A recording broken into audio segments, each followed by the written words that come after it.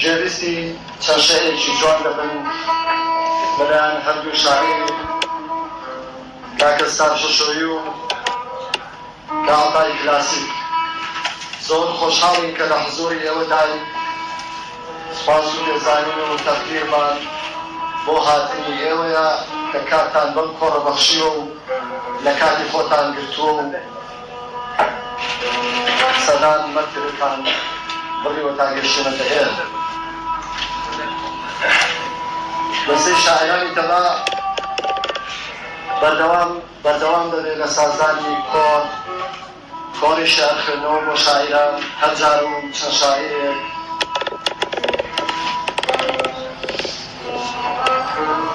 من وەکو براوچووکێک و وێنەرێکی بەسەی شاعرانی تەبا لێرە کۆڕەکە پێشکەش دەکەم. ڕۆحم خولیای هەستی تۆیە و دەربارەی خۆم هیچ نازانم، لەناو دەریای ئەندێشەما هەڵەی تازە مەلەوانم. دڵم وا ناسک بۆتەوە سێبەری هەورە ناتوانم، بوومە ڕوحی زیندەخەونێ و سەعاتی لای تۆ میوانم. عەشقت پەڕەی بەختی نەخشان لە لەوحەیمان نەمانم.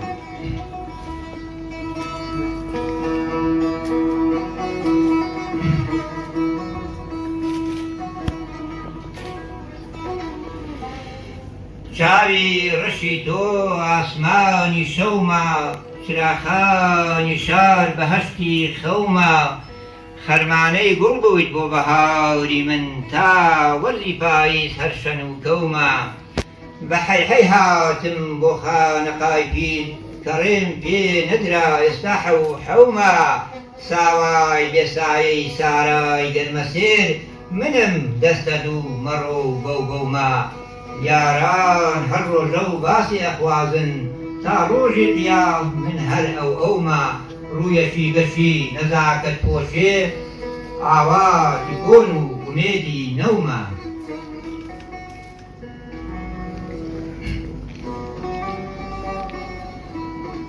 کە دڕی جوانێت لەم شارە بەردا، دووکەڵی ئاهم چوو بە حەوادا. ئەسپی پێشڕەویم کە چۆچی دادا، وەک هەور و باران دەستمان لێک بەردا.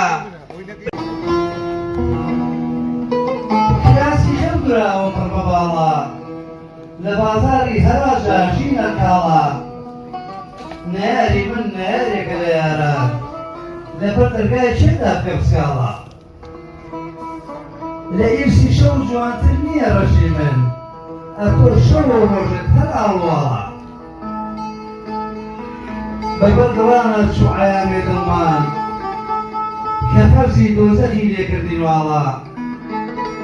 شا قوفڵی مەحیبەت تەماشاکەن، لە سارا شێخ و دەروێشمان لە حاڵە.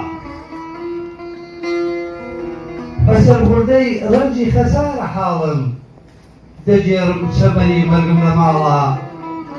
نەبوو ڕۆژێ نەبوو ساڵێ بەهارێ، بدێ پەرژوونەیم لە نێو نیهاڵە.